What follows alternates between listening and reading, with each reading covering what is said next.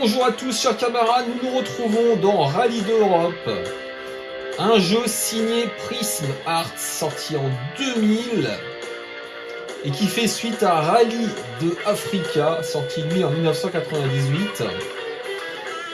C'est un jeu que je viens de tester et je vous propose ce petit let's play pour approfondir ma réflexion et mon avis. Et comme je le disais, c'est un jeu qui est passé sous les radars. Très peu de gens connaissaient ce titre. Mais je dois remercier, à tout seigneur, tout honneur, l'ami Noise Game qui en avait parlé déjà il y a plus de 2 ans. Il avait parlé du premier épisode, Rallye d'Africa, et du deuxième, Rallye d'Europe. Voilà. Il a eu le nez creux, alors c'est certainement pas le seul, hein, évidemment. Mais je pense que il y a peu de gens qui connaissent ce titre, et je dois dire, moi qui n'aime pas trop le terme de hidden gem, parce qu'il est souvent galvaudé, là, ça lui sied totalement. C'est clairement un hidden gem au premier sens du terme, tout simplement parce que le décalage entre sa méconnaissance, son manque de notoriété plutôt, et ses qualités, eh bien, est béant. Il est béant. Donc, vous voyez qu'il y a différents modes de jeu, championnat. Alors, Spot Entry, en fait, c'est on peut sélectionner course par course. Un mode de joueur, bon, qui n'est pas exceptionnel, et un mode Memory Battle, j'en ai pas trop parlé, mais ça permet de faire une course en duel face à l'ordinateur, qui est basé, je crois, sur vos précédentes courses. C'est un mode qui n'est pas facile. Allez, donc on va démarrer avec le mode championnat. Et allez, je vais commencer par la classe F2. C'est un jeu qui n'est pas facile, hein. Honnêtement, j'en ai chié pour le terminer dans sa totalité. Alors, je ne sais pas si je pourrais encore le reproduire. Alors, vous voyez qu'il y a différents véhicules. Il y en a une dizaine. En fait, ce sont des doublons, hein, pour les autres. Simplement la couleur qui change. Voilà. Donc, moi en général, je prends la Citroën.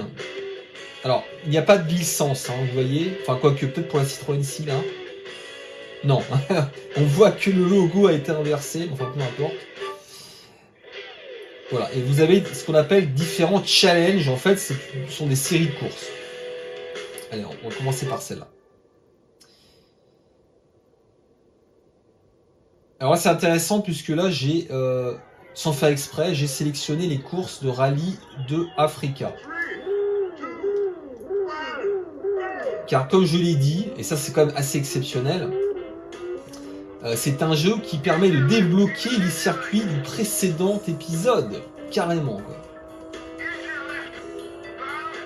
Alors, malheureusement, là je suis très très proche de l'écran, donc autant il y a des jeux, c'est pas très grave, mais là ça va être assez compliqué. Enfin, je vais faire au mieux, c'est pas grave.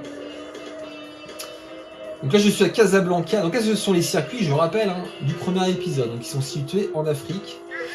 Ce qui fait que, mine de rien, en termes de contenu, bah, c'est pas du tout ridicule, hein. Franchement, ce n'est absolument pas ridicule. Alors, là, évidemment, ce n'est pas la classe la plus rapide, hein. Mais on voit quand même que c'est... Le framerate est fluide, l'animation est rapide, il n'y a rien à dire. Mais si vous voulez plus de sensations, il faudra évidemment sélectionner les classes les plus élevées. Alors évidemment, le niveau de difficulté va aller crescendo, hein.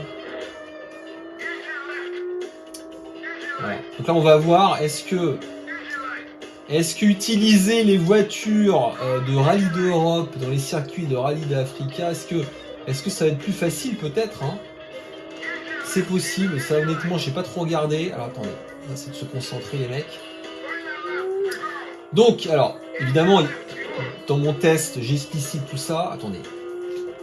Mais je dirais que la qualité première de ce titre, un petit peu comme Sega Rally, eh ben, c'est la qualité de la conduite.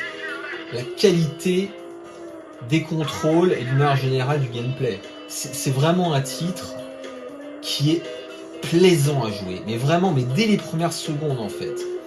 Et moi je vous l'ai dit, je suis pas un fan de jeux de rallye de manière générale. Souvent les jeux de rallye ce sont des simulations, alors évidemment simulations avec guillemets, mais ce sont des jeux qui se veulent réalistes. Ouais. Alors, je l'ai dit, mais l'un des gros problèmes de ce jeu, c'est pas un problème en fait, mais l'une des plus grosses difficultés du jeu, c'est d'esquiver les adversaires, de les éviter. C'est vraiment un problème, enfin, c'est un des trucs les plus durs. Donc je reviens à ce que je disais, souvent les jeux de rallye se veulent réalistes. Même s'ils ne le sont pas. Si je prends l'exemple de V-Rally par exemple, c'est un jeu que j'ai eu à l'époque. V-Rally se veut réaliste. Je pense qu'il se voulait réaliste. Enfin, c'était absolument pas réaliste. Mais le problème, c'est que c'était pas spécialement fun, quoi. C'est ça le problème. Et putain, excusez-moi. Mais la force justement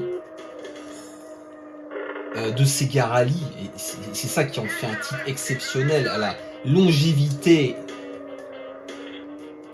J'aurais même envie de dire à la durée de vie infinie, c'est qu'il marie avec perfection le côté arcade, très accessible, fun, et la technicité. Parce que, quoi qu'on en dise les mecs, Sega Rally c'est un jeu hautement technique. Hein.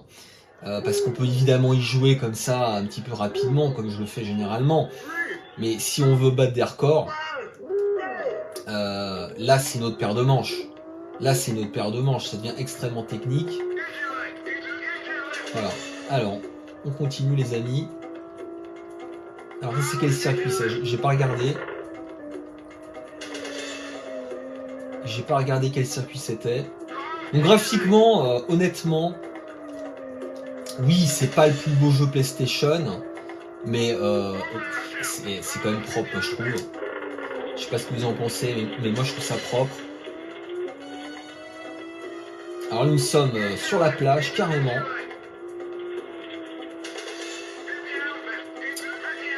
Carrément sur la plage. Alors attendez, là ça devient un petit peu technique. Hein. Donc je l'ai pas mentionné dans le test, mais en gros il y a une course difficile. Non, il y a une course facile, pardon.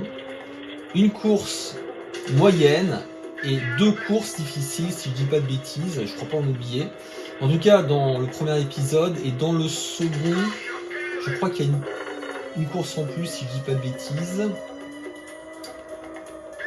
Attention. Attention les amis, là ça devient technique, parce que le problème, alors je l'ai dit, c'est que pour éviter les adversaires dans le premier jeu, franchement c'est pas évident. J'essaie de... Alors évidemment le problème c'est que plus vous êtes prudent, évidemment moins vous allez toucher les adversaires et les rebords, donc c'est très bien. Par contre, vous n'allez pas être très rapide. Et ça c'est souvent mon problème, c'est que j'essaie d'être sage, d'être appliqué, mais le problème c'est que je suis pas assez rapide. Ce qui fait que le jeu, non mais globalement le jeu n'est pas facile. Hein. C'est franchement, il faut s'accrocher. C'est pour ça que ça fait doucement marrer dans le test de Joypad. Hein. Quand ils disent, si je dis pas de bêtises, hein, il me semble qu'ils disent qu'on peut le boucler en 1 heure. Non mais c'est une plaisanterie. C'est une vaste plaisanterie. C'est pas un jeu qu'on finit en 1 heure. Je vous le dis tout de suite. Même le premier. Hein. Même le premier. Finissez la classe S. Je sais pas, ils sont peut-être super forts, hein, mais moi en 1 heure, j'étais pas capable de finir. Hein. Enfin, quand je dis finir, c'est tout finir. Évidemment. Évidemment. Moi mon objectif c'était de tout boucler. Voilà. Un point, j'ai peut-être pas assez souligné ce point-là, parce que franchement, je trouve que c'est vraiment l'une de ses forces. Ce sont les bruitages. Et je trouve le son du moteur vraiment qualitatif. Alors ça dépend. Sur les petites classes, non. C'est vrai que ça fait un petit peu bruit de tondeuse. Bon, après c'est souvent le cas dans les jeux de bagnole, hein, on va pas se mentir. Mais vous voyez, sur les classes les plus élevées, classe A, classe S, honnêtement, on ressent la puissance. Le petit bruit du pot d'échappement aussi, honnêtement, ça fait son petit effet. Donc c'est quand même très propre. Allez, troisième course. Allez, démarrage pas terrible, mais bon, ça devrait suffire. On va voir. Donc ça, je crois que ça, c'est la course difficile, ça, je dis pas de bêtises. Non, c'est peut-être la facile, celle-là. Celle-là, c'est la facile. Celle-là, c'est la facile. Et ensuite, ça sera la difficile, je pense. Attendez, alors là, par contre, il faut être très prudent. Bon, parce qu'il y a des faciles, mais enfin, il y a quand même quelques pièges. Hein. Il y a aussi un truc que j'aime bien dans ce jeu. Il y a énormément de sauts. Il y a des dénivelés aussi dans certaines courses.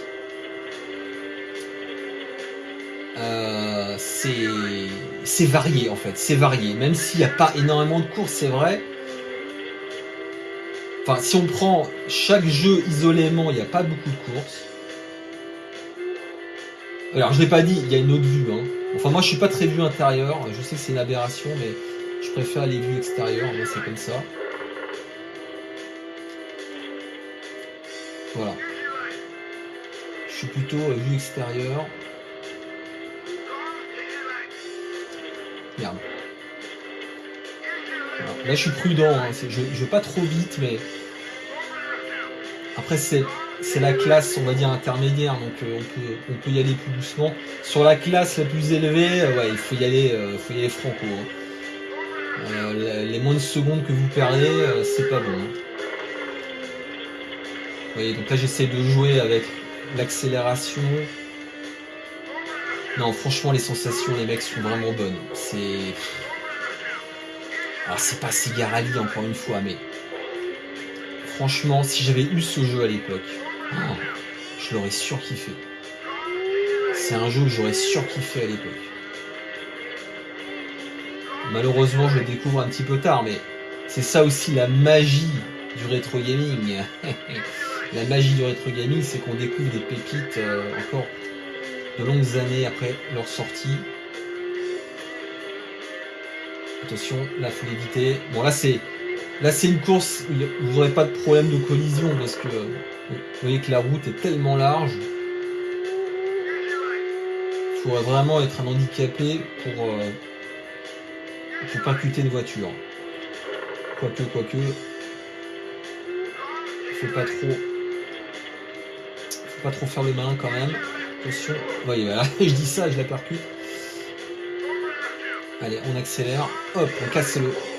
Là, c'est le passage un petit peu tricky, je trouve. Voilà. Je crois que j'ai même pas fini le premier, là. Ouais, vous voyez, là, c'est fou, parce qu'en plus, je crois que c'est la course la plus facile. J'étais trop lent, là, en fait. J'étais trop prudent. J'ai été trop prudent, les amis. Voilà, donc là, on se retrouve dans l'écran titre de Rallye de Africa, et en fait, il va suffire d'appuyer vers le bas pour switcher et passer du côté de Rallye d'Europe. Voilà. Alors, soyons honnêtes, hein, il ne s'agit pas exactement de 2 jeux en un, puisque vous allez récupérer les circuits de Rallye de Africa, mais pas la globalité de son contenu. Comme je l'ai dit, vous allez perdre les voitures. Voilà. Alors, du coup, qu'est-ce que je peux vous montrer? Alors, je vais vous montrer le mode spot entry. Le mode spot entry, en fait, tout simplement, la sélection libre des courses. Voilà. Et là, je vais essayer de vous montrer un niveau sympa. Et je vais vous montrer Toulouse.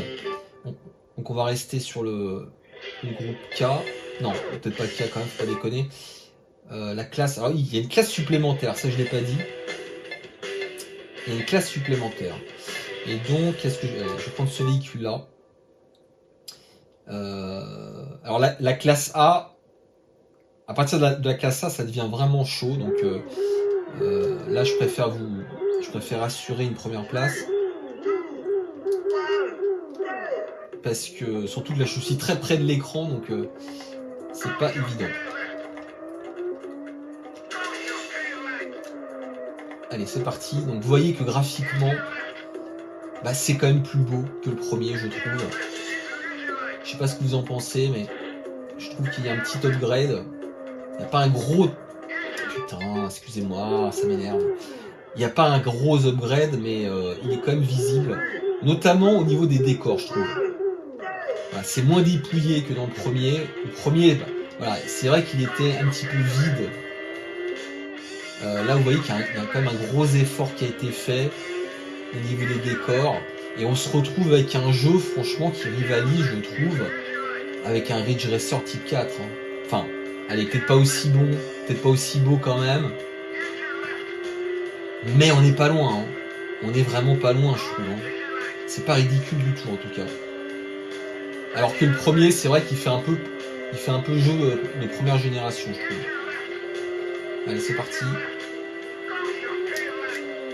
Donc là, ça devient un peu plus technique. Hein. De toute façon, toutes les courses de rallye d'Europe sont plus techniques que le premier. Ça n'a rien à voir. Et c'est vrai que du coup, on apprécie que les contrôles soient également meilleurs, et ce qui est le cas. Ils sont plus précis, je sais pas, c'est plus souple. Et je vous l'ai dit, il n'y a plus ces problèmes de hitbox qui étaient quand même pénibles. Franchement, c'est... Enfin là, vous n'avez pas trop vu, mais parce que j'ai fait attention. J'étais prudent, mais il y a des courses, on se prend les adversaires sans arrêt, quoi. Et franchement, ça refoule.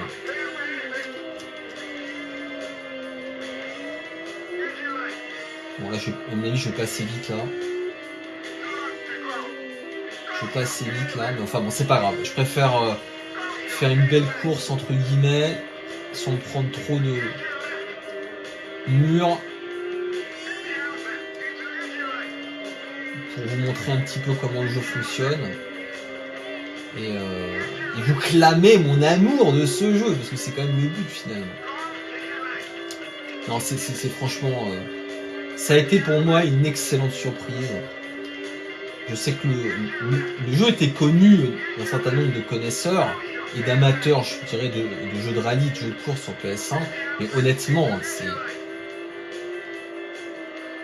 personne n'en parle. Hein. Personne n'en parle. D'ailleurs, il y a très peu de tests de ce jeu, j'ai pu le voir. Il y en a sur des sites, hein, mais il y en a un, je crois, sur un site français, qui est très bon par ailleurs, hein, c'est pas le sujet. Il y en a un... Il y en a quelques-uns anglophones, mais ça s'arrête là. Hein, c'est pas... Et même sur GameFAQs, hein, parce que généralement, sur GameFAQs, les jeux un petit peu obscurs, vous trouvez des messages dans le forum, vous allez trouver des guides, mais là, il n'y a rien, quoi. Il n'y a rien du tout. C'est un truc de fou, quand même.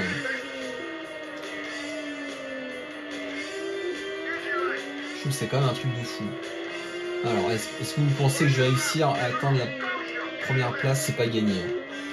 C'est pas gagné, parce qu'à mon avis, là, je suis trop lent. Je suis trop lent, les mecs. Merde. Je suis trop lent, je suis un peu de la merde aussi. Voilà, bon, en tout cas...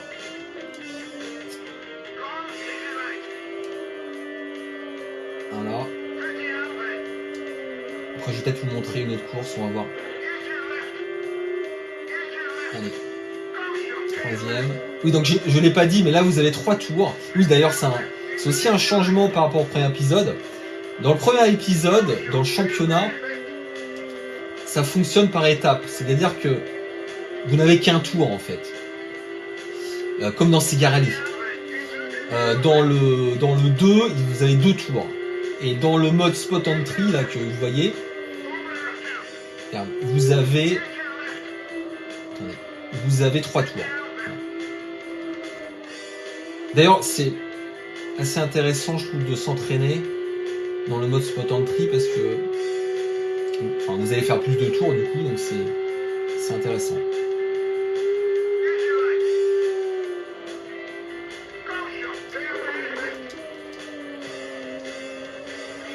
Et hop, on prend la première place. C'était juste quand même, hein. Franchement, c'était pas ouf. Hein.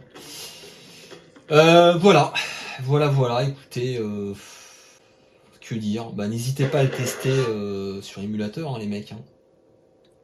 N'hésitez pas à le tester sur émulateur. Allez, sur ce, ciao!